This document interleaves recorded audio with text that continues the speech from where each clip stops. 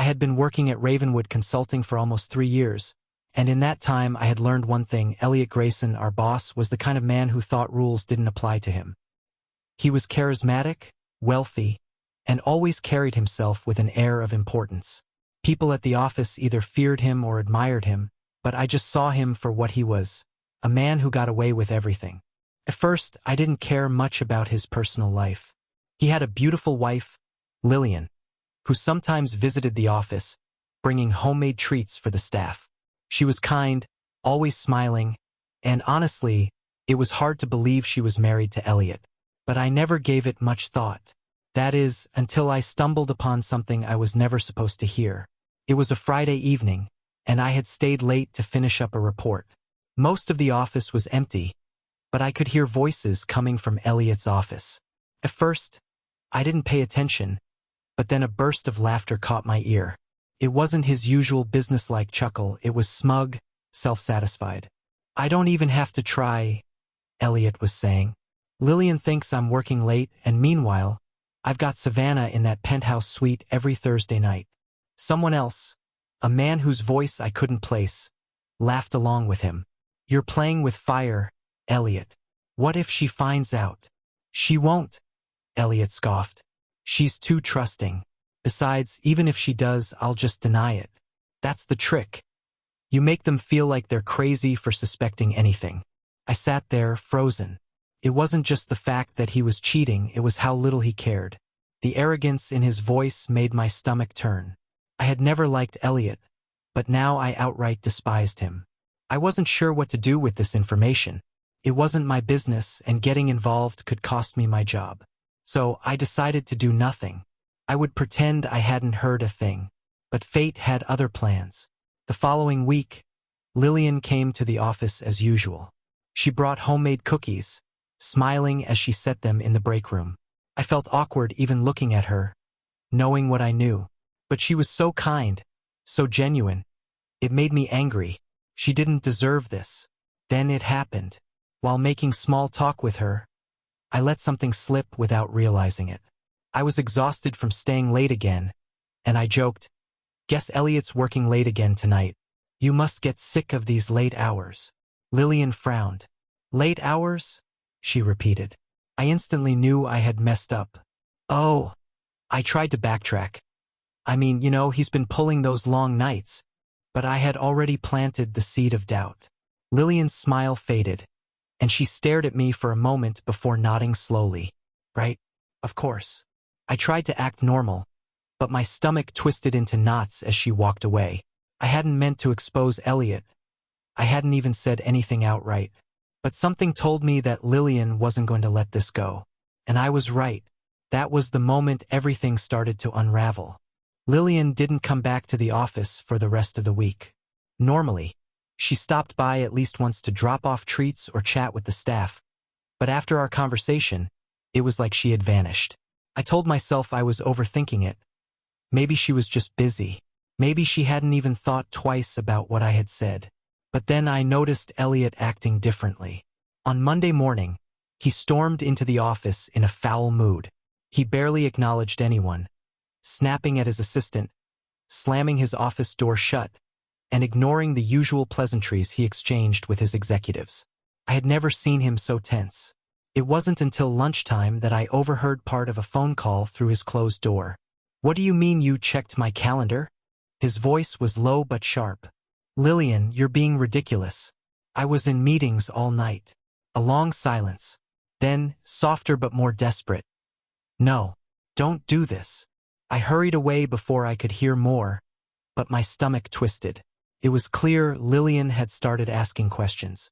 And by the sound of it, Elliot was struggling to keep up with his own lies. That afternoon, things got even stranger. Around 3 p.m., a woman I had never seen before walked into the office. She was tall, blonde, and dressed in an outfit that screamed expensive. She didn't check in at the front desk, didn't acknowledge anyone. She just strutted straight to Elliot's office like she owned the place. "Savannah," whispered a voice behind me. I turned to see Lisa, one of the senior assistants, watching with wide eyes. "Who?" I asked. Lisa leaned in, lowering her voice. "That's her. The side piece. I stared as Savannah knocked once, and then stepped into Elliot's office without waiting for a response.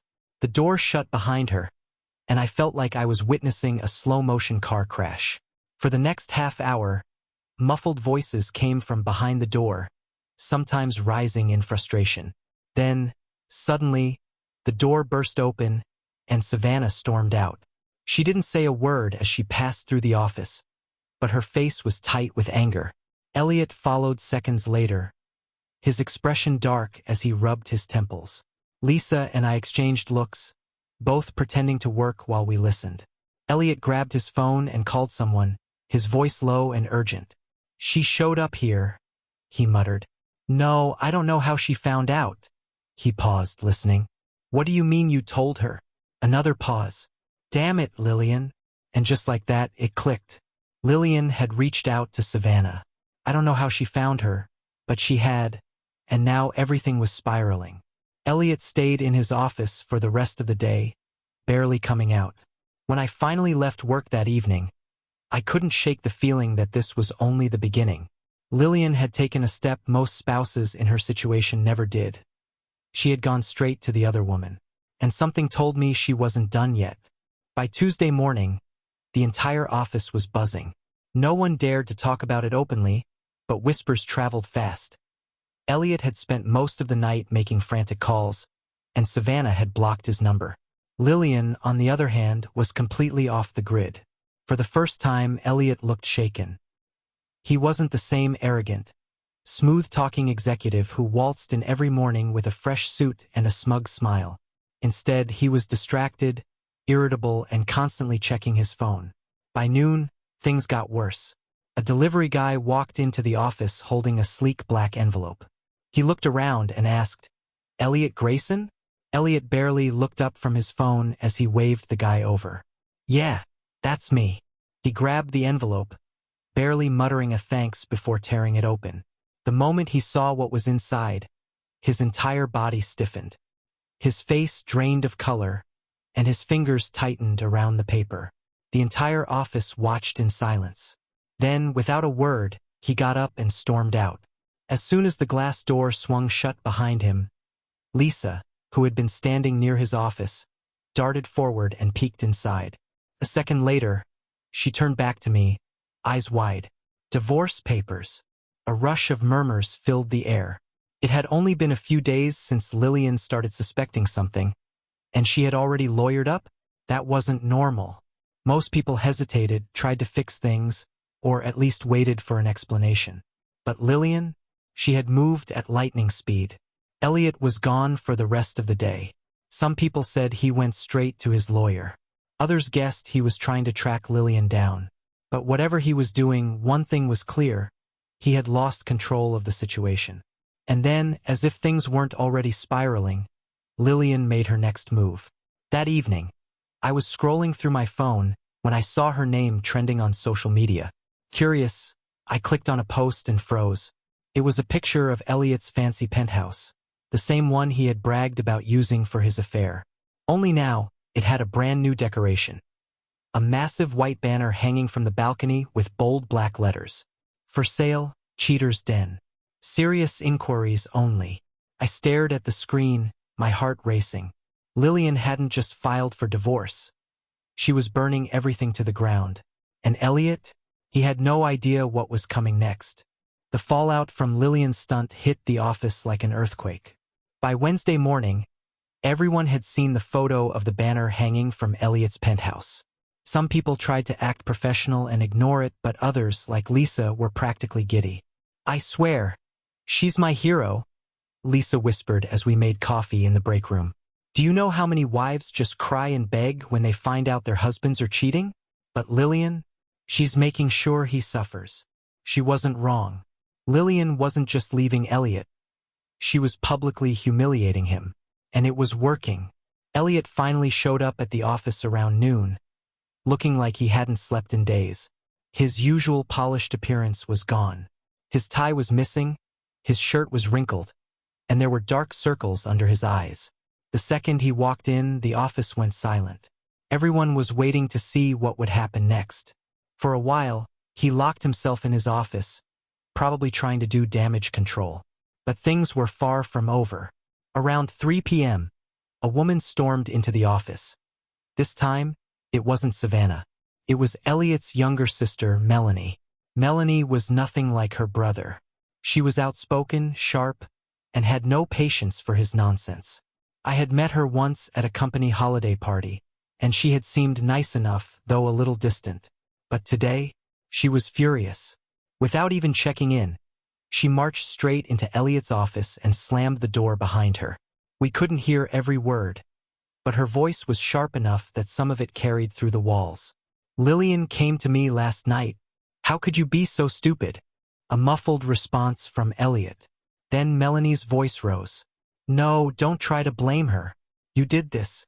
And now she's coming after everything." Silence. Then, more quietly, "You have no idea what she found, do you?" That sentence sent a chill down my spine. What did she mean? What had Lillian found?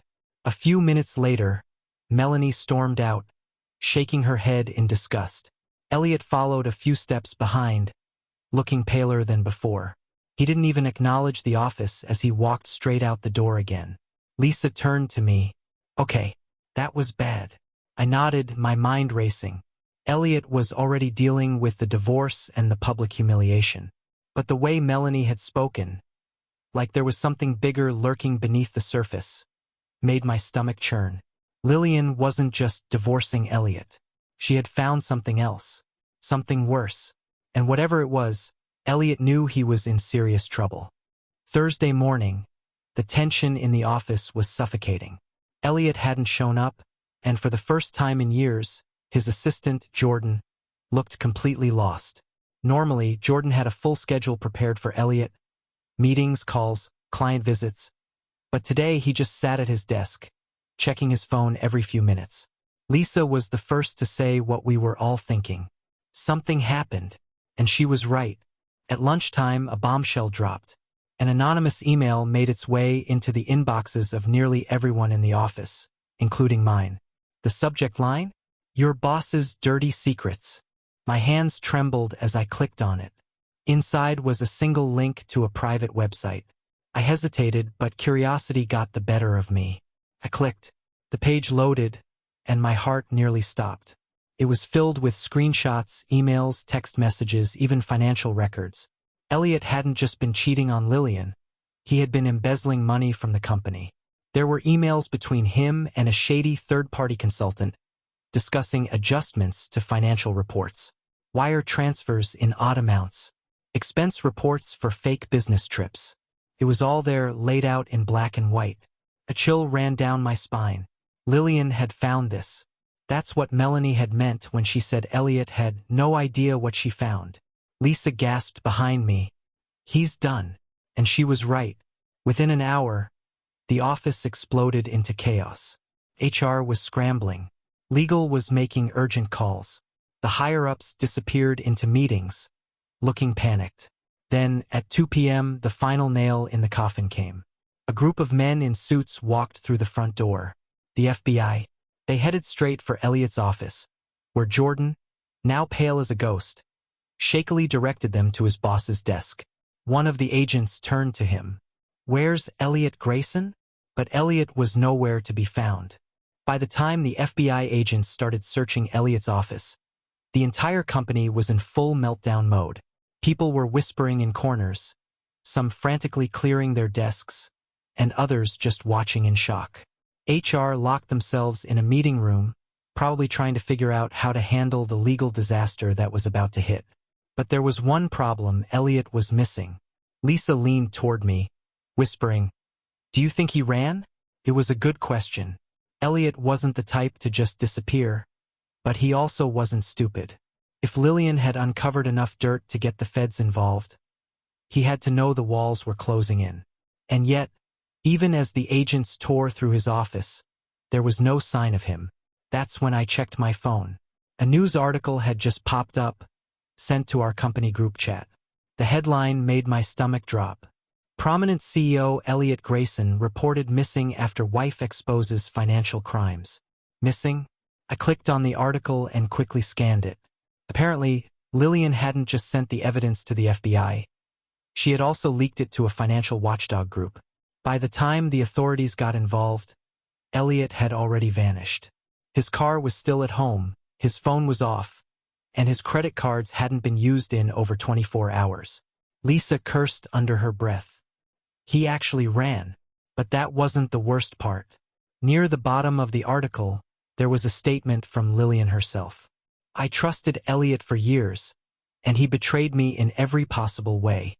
I want justice, not just for myself, but for everyone he lied to. If he thinks he can run, he's wrong.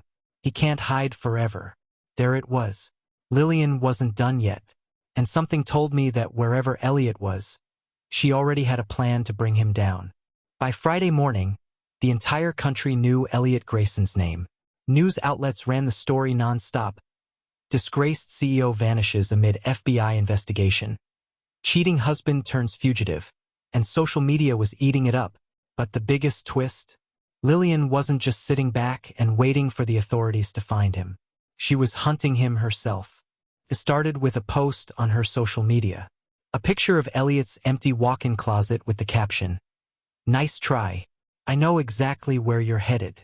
People speculated that she was just bluffing, trying to keep pressure on him. But then, a second post appeared, this time, a picture of a luxury hotel in Miami with a timestamp from that morning. The caption, "Missed him by 2 hours. Next stop." Lisa nearly choked on her coffee when she saw it. Oh my God, she's actually tracking him. I didn't know how Lillian was doing it. Maybe she had access to his financial records, maybe she knew his habits better than anyone.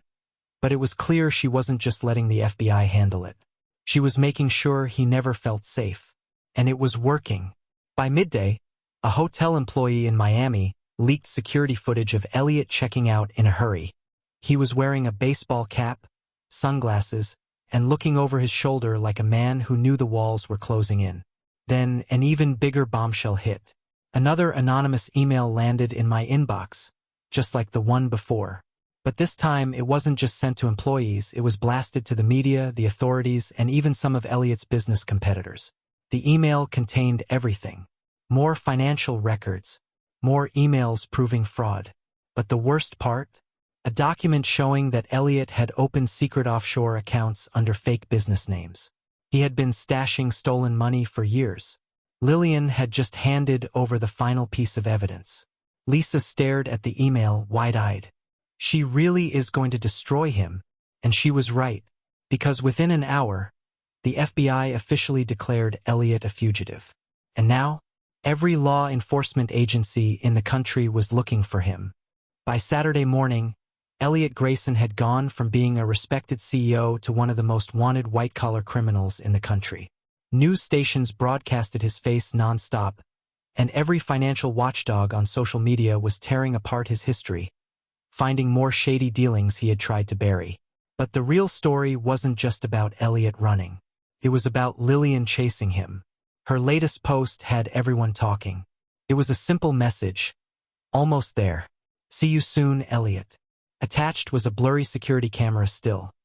A man in a cheap hoodie and sunglasses stepping off a private charter flight in the Caribbean. It was unmistakably Elliot. How does she know this stuff? Lisa whispered, scrolling through the comments. She's getting info faster than the FBI. And then, late that evening, it happened. A breaking news alert popped up on every major network. Elliot Grayson captured in the Cayman Islands. I clicked the article so fast I nearly dropped my phone. The details were insane. Elliot had withdrawn a large sum of cash from a private account, probably hoping to disappear completely. But someone tipped off the authorities. The second he stepped out of a bank in Grand Cayman, local police arrested him on the spot. That someone? Lillian. She had worked with forensic accountants, traced Elliot's offshore funds, and predicted where he would go. Then she fed the right information to the right people, ensuring he never made it out. Lisa was practically jumping up and down in excitement. She actually did it. She caught her own cheating husband. By Sunday morning, Lillian made her final statement online. Lies can only keep you safe for so long. Run all you want. The truth will always catch up. And just like that, the story was over. Elliot was being extradited back to the US to face trial. The company he once ruled was crumbling, with investors bailing out and lawsuits piling up. Lillian, on the other hand, had already started moving on. Her last post showed her sipping a cocktail on a beach, the divorce finalized, her life finally free of the man who betrayed her. She didn't just expose him, she destroyed him, and I had front row seats to the entire thing.